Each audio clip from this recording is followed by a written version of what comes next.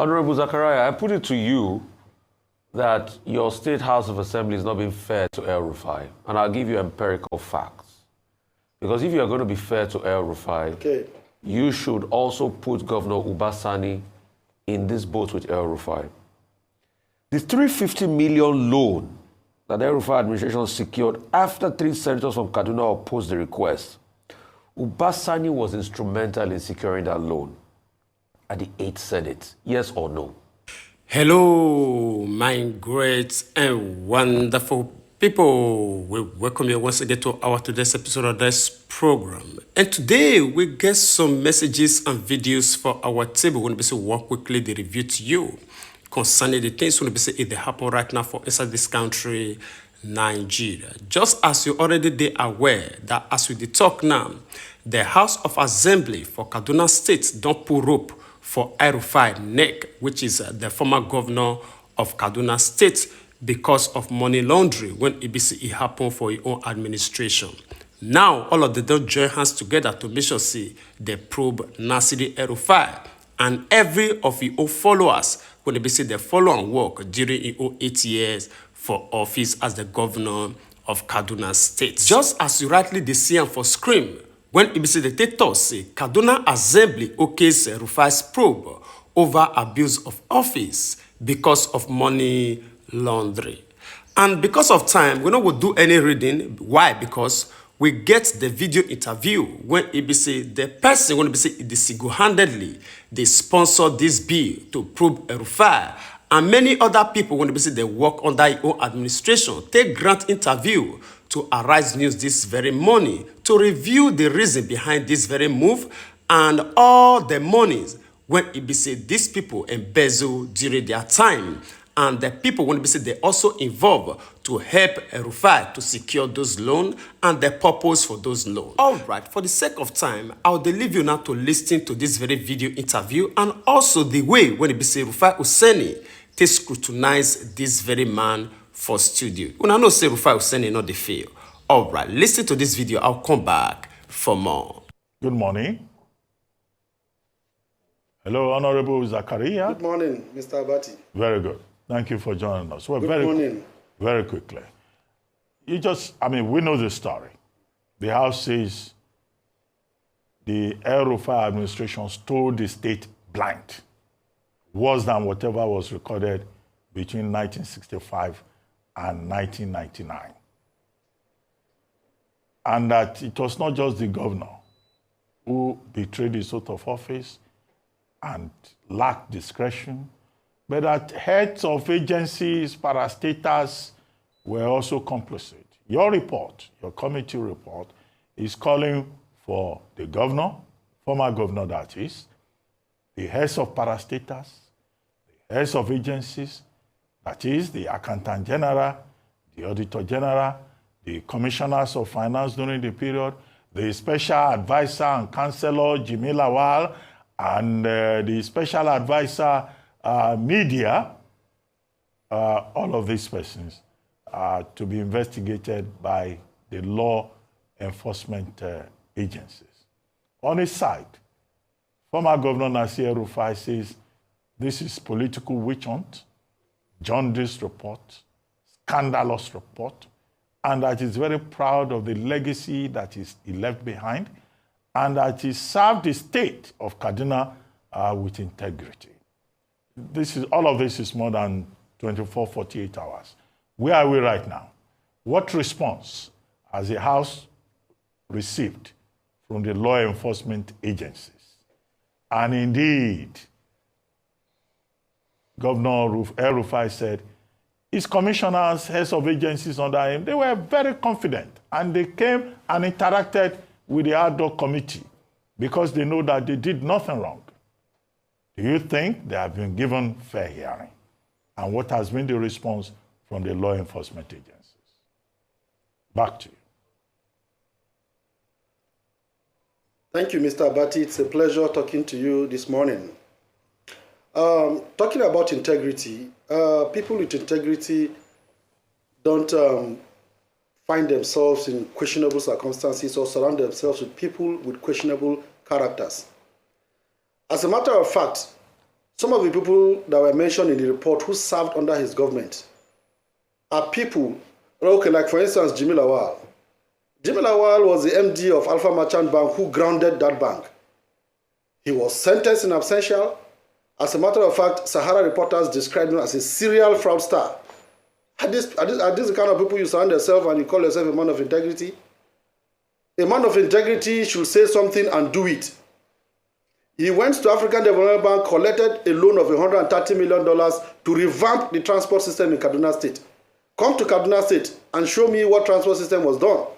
They used that slogan, collect this money, and diverted it to other use. He collected $62 million from Islamic Development Bank to boost education in Kaduna State. Well, they were able to build 6 science secondary schools across the state. Outside that, what else do we have to show for the money? So you cannot be claiming to be a man of integrity while your action is showing otherwise. And besides, if you are responsible enough, you will not do actions or take actions that will mortgage the future of your people in a manner where they will barely survive. And then some of these monies collected for some of these projects were not judiciously used. Else, when you come to Kaduna State today, out of 100%, the monies they collected for these projects, you could see that they only executed just about 40% of these projects. They will paint them, bring social media, and show the whole world they are working. But a larger percentage of these works are left undone. When you come to the streets of Kaduna today, you will see so many of these roads. In fact, the road that was named after him on the day of handing over, former Rabba Road, it has not been completed. And the contractors have abandoned sites. This is one among so many other roads that we have. When you go to Zaria, whenever it rains, there's so much flooding because of these abandoned road projects. When you go to Kafanchan, whenever it rains, people who are using motorcycles keep falling off the road because that road project has been on for 5 years, it has not been completed. Now, where are the monies meant for all these roads? These monies were collected 100%. All right. Now, talking about integrity, do you know, when you check the records, you will see that immediately he was sworn in 2019 for the second time, the 8th Senate rejected that loan bid. Immediately when he was sworn in May 2019 for his second time in office, he drew down about $170 million from that loan in the World Bank, even before approval came from the National Assembly. Like Peter Obi will say, you can verify that. All right. So men of integrity don't cut corners. All right. You obtain this loan without formal approval because it was after COVID in 2020, around June, that the president resubmitted the loan bid to the National Assembly. And it was subsequently approved in 2021. But they have drawn down the money since 2019. So please, this is not a matter of integrity. He is not a man of integrity. These are well-packaged lies and deceit. They sold out to the public to believe what they were doing. But in the real sense of it, they were massively, recklessly misusing our funds. All right. Okay. Now, all right. Talking about witch hunt, it is always normal in Nigeria today that when people commit offenses and when you are trying to ask them to come and account for their actions, they would easily just say it is political witch hunt. Who is witch hunting who? If it were a political witch hunt, the executive governor of Kaduna today is one of the greatest beneficiaries of his person.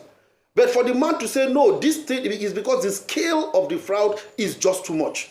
It's not something anybody wants to keep quiet. As a matter of fact, even if it's your wife that was there before, you will call her to account for whatever they did. Okay, sir. Okay. Right. Okay. Please, let her come here. All right. Thank you, Honorable Zakaria. Just wanted to ask you, in furtherance of your response to his political witch hunt claim, in the last administration, when he was governor, people would say that the State House of Assembly failed in its duties as well, because you have oversight of the executive to see if projects that were given or awarded were spent according to what was asked for and not misappropriated. Now, post him leaving, we're coming out with these revelations. The Speaker of the House, Honorable Liman, is the second term. He was Speaker in the last administration as well. Why didn't the State House of Assembly begin these investigations or have proper oversight functions over the executive? Let me start with the current speaker was not the speaker then. As a matter of fact, most part of that 9th assembly, he was on suspension. Now, talking about looking into his books, let me tell you two things he did in Kaduna State. When he came on board, Madam Nasir El-Rufai threatened everybody in that state that everybody was so scared of him. If you dare challenge his government, the next thing you will see bulldozers in front of your house bringing down your property. No one dares to challenge him. So he puts everybody on its toes. And as for members of the State House of Assembly, well, I'm not going to hold brief for them because I was not there, but I will tell you, whenever there is a government in power that are executing projects, you don't begin to question them of anything, because then when he was in office, you could see the contractors on site. Now, problem happened when he left office, all these contractors moved out of sight and disappeared completely. You see, if this had happened during their time, probably they would have been questioning him. But because they were still doing skeletal work, they were still working, you could see activities going on, you will think, okay, it is still work in progress. And of course, you don't get to probe work in progress, except if there's a report coming up. So that was one of the challenges they had. So at that time, they were all watching. And I can tell you, all of them were also, some of them could not even muzzle up the courage to challenge him because of the dire consequences they are going to face. Okay, Honorable Zachariah. Of course, nobody wants his house demolished. Honorable Zachariah, I put it to you that your State House of Assembly is not being fair to El-Rufai, and I'll give you empirical facts. Because if you are going to be fair to El-Rufai, you should also put Governor Sani in this boat with El-Rufai. The 350 million loan that the El-Rufai administration secured after 3 senators from Kaduna opposed the request, Sani was instrumental in securing that loan at the 8th Senate. Yes or no? Yes or no? Is it true or false? Yes. So it is true? It is true. Okay. I'm done with my question. Okay, let me just point out. All right, but to be fair, you need to also allow me to say something on that. Go ahead. Rufai. Yeah. Sani, before these loans will be collected, it has to pass through the National Assembly as prescribed by our laws. Now, when you see how they packaged the projects they packaged for these loans, you will believe it is for the good people of the state. Sani is a senator. He was not in the administration at that time. He did not participate in signing any contract. He did not participate in executing any of these projects. And for Christ's sake, you can guarantee anybody or recommend anybody for a job. You've done that several times. But when you recommend somebody or guarantee somebody, it is not enough for that person to go and abuse the privileges of that office, and then they want to hold you responsible for it. He did that out of goodwill. Because if they had completed the whole project they wanted to use this money for, frankly speaking, Kaduna State would have been better off for it. It was the design. They packaged it so well, as if it was for the good of the people of the state. But at the end of the day, they misused the money. That was why in my preambles, I said, an example was that they took $130 million US. Mr. Rufai, you can verify that. They took $30 million to revamp transportation system in Kaduna State. Come to Kaduna State today. Nothing about transportation has been done. So it was just a make-believe. It was deceit to get these monies and divert them. So I don't want to, we cannot bring man over. And then besides, his signature is not on any of the documents to show that he did any contract or he signed for anything. He is a senator. He did it out of goodwill. So if you permit me, I will say, let us excuse him out of this matter. He did that out of goodwill for the good of the people of the state. But that was abused. Thank you very much. Okay, let's look at all of this. These are allegations. They have not yet been proven. So don't speak as if Nasir El-Rufai has already been crucified. I asked you the question, where are we with the intervention of the law enforcement agencies that the House at plenary is requesting for? Or the law enforcement agencies are not interested? Because if they don't get into the matter, nothing will come out of it. The second part of it is the political side of it. You will recall that Mohammed El-Rufai, I think that's the name of the son of the former governor who is in the House of Representatives. Bello Bashir. Yeah, Bello El-Rufai, yes. Bello El-Rufai. Yeah, he intervened and he said, look, that the Speaker of the House of Assembly is a disappointment because he could not understand how somebody that his own father and he himself helped to become Speaker of the Kaduna State House of Assembly is the one now setting up an ad hoc committee to label his father. Where are we with that Mohammed Bello El-Rufai factor? And number 3, where is the governor in all of this? Because apart from what the ad hoc committee has done, there are political sides to it in terms of all the political connections in Kaduna State. But first, let's start with what the law enforcement agencies are saying, because they can as well just ignore your report and say you have no issue, because they are basically allegations.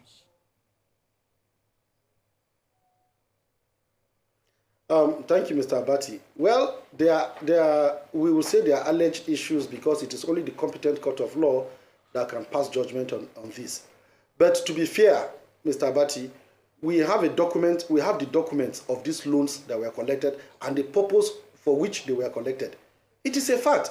No bank will give you money like that. You have to state what you use the money for.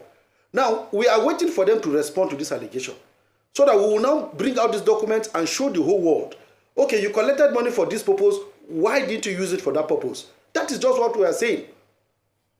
Well, as for the law enforcement agent, unfortunately for us as legislators, our duties is very simple. We have concluded our own part of the story. We don't have the power to prosecute. We have made our recommendations, and then we have asked the clerk of the assembly to forward our recommendations to the executives. And the same day, the reports were equally forwarded to the EFCC and the ICPC. It is left for the people of the state and the people of Nigeria to demand and put pressure on them to do the needful. As for the political side of it, it is because we always think of second term. I want to win elections today, I want to win elections tomorrow. And it is depriving us from doing what it is rightfully to be done. I just told you something, sir. It could be, I don't know how we voted for the speaker. He sat with us, he requested for our support, and we unanimously supported him to become our speaker. If they say they help him to become speaker, I don't know what they mean by that, but whether they help him or not, whatever that is wrong, irrespective of who is involved. So you cannot see a wrongdoing and you keep quiet in the name of you help me to become speaker. And besides, the whole idea of this probe did not emanate from the table of the speaker.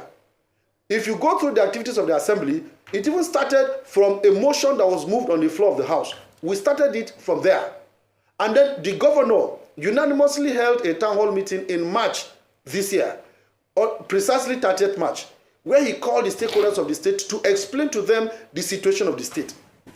So it was as a result of that town hall meeting, that was when there was pressure that no, if this is the case, the House of Assembly must look into these books and then call everybody that is involved to come and answer for it. They came. From the documents available, we don't speak from the air. We speak from documents available. They withdrew $30 billion from the account of the state internal revenue. And it was not tied to any project. They unanimously withdrew $1.4 million from the account of the Kaduna state government without anything tied to it. These are monies that were withdrawn and nothing, you will not see it tied down to anything. All right. It is there on the record. Okay. If we wait for them to come up and tell us it is a lie or it is not, then we will bring out those documents and tender it as evidence.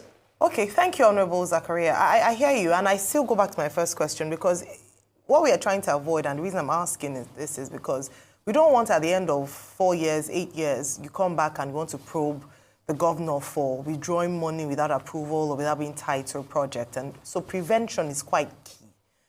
Because this, if in the event that this allegation is proven to be true, it is robbing the people of 423 billion naira. A lot of things would have been done in Kaduna with that amount of money. So how do we strengthen the structures? When you say that the State House of Assembly is afraid of the governor, that's an indictment. You're afraid of the governor, you cannot ask him questions, you're afraid of your houses being demolished and things like that. Are you saying that the executive is more powerful than the legislature in Kaduna State? Well, that was what happened in the 9th Assembly. This time around, it is a different assembly. And I can bet you we are not scared of anybody.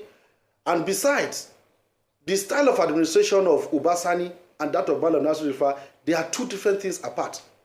Obasani is a complete Democrat. He was in the Senate before. He understands the importance of the legislature. He has allowed us to function without interference and hindrance. His body language is a man of peace, and he is more transparent in his handling of affairs. Now, even if he is to be like El-Rufai, in this State Assembly, we will not hesitate to call a spade a spade. We will not hesitate to do that. So if he becomes high-handed and they have their reasons why they didn't do so, but I told you. If he becomes high-handed and decides to demolish houses, I mean, that's very interesting because you made that comment, and decides to intimidate the lawmakers, they would keep quiet at the expense of the Kaduna citizens who voted them in and allow money to be frittered away according to the allegations made. Unfortunately, most of us in the House of Assembly, we are new, and we don't even have houses in Kaduna for anybody to come and yet. So you see, we are going to do our job without fear of intimidation and harassment. You can hold me for that. Okay, two things. All right. Probably the reason why it was not also investigated then was this draconian Section 308 that gives immunity to governors, which I think should be scrapped from our constitution and public office holders like presidents and all of that. Really, our country is not ripe for that. You didn't hear my first question properly. It was a very technical question. I said, in the 8th Assembly, mark my words. 9th. 8th Assembly first. Yes, just follow my sequence. 3 Kaduna senators opposed the $350 million loan for El-Rufai. In the 9th Assembly, Governor Sani secured the same loan that 3 Kaduna senators opposed in the 8th Assembly. Would you say Governor Sani made an error of judgment? No, I wouldn't say he made an error of judgment. Why? Because 3 senators opposed that same loan. Then he, in the 9th Assembly, he secured the same loan the 3 senators opposed. Then now, he's now back to say those loans were problematic that he himself helped secure after some senators opposed. And you do not think he did make an error of judgment? Rufai, let us not lay emphasis on Sani. The law said that at least 2 senators. So he alone. Go ahead. I'm listening to you. Rufai Sani, when you say Sani, the law says at least 2 senators out of the 3 should agree. So only him couldn't have assented to that loan. Only him couldn't have done that. They probably were to be 2. And if 2 of them agreed, don't forget, when the 8th Assembly rejected that loan, Madam Nasir El-Rufai made sure that the 2 senators never returned to the chambers. That is the senator representing Zone 1, that is Suleiman Hunkui, and then Senator Shehu Sani. He made sure they never returned. He brought his own people to come on board. Now, when they came on board, they helped him to secure the loan. Was Sani, in your lifetime, hang on a minute, was Sani part of his own people he brought on board? Yes or no? In the 8th Assembly, yes. In the 9th Assembly, no. Okay, so Sani was his guy. When he secured the loan, Sani was not part of his government. Okay, so Sani was part of the people that he brought to be able to secure the loan. So he was his guy, so he brought him along. So the same decision that the other senators decided to lose their senatorial position because they know it was a bad judgment was the same decision Sani endorsed. And now Sani is saying that that loan is problematic. Rufai, let me say this. Let me say this clearly. I can't hear. Go ahead. I can hear you. The world can hear you. No, I cannot. Okay. Thank you very much. When you see, like what I said earlier, the 8th Assembly probably have their own reason why they rejected the loan. It could also be political or whatever it is. But when you see the content of this loan, if they had implemented it, it would have boosted the economy of Kaduna State. Let us not forget, in Nigeria today, Lagos State has the highest amount of indebtedness to foreign banks. But you see, the Lagos State converted that loan for the good of the people of Lagos State. Nobody is saying that taking of loan is bad. What we are saying is that the loan was abused. And honestly, Obasani can never be responsible for that.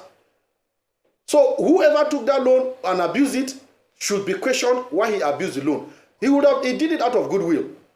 And as a matter of fact, if Obasani does not like the people of Kaduna State, he will even frustrate this probe. He will not even allow this probe to see the light of the day.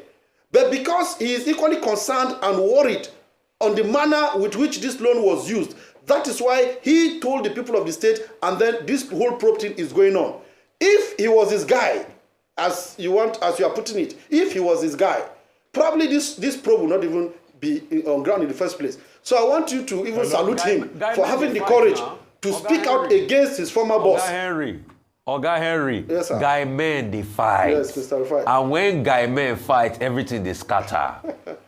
Dr. Bati, over to you. Okay, I think we went before on. you go, will it be correct to say that, no, will it be correct to say that what we are having in Kaduna State is slightly similar to what is going on in River State? If it is true that Nasir El-Rufai fighting some of his perceived enemies helped Sani to become governor.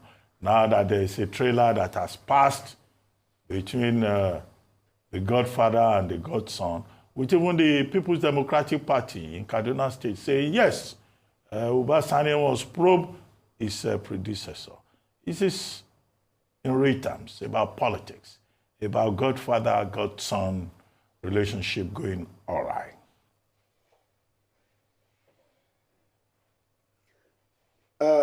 What I have to say is that the situation in Kaduna and River State is not similar, in the sense that in River State there is probably an interference by the former governor in the activities of this present government.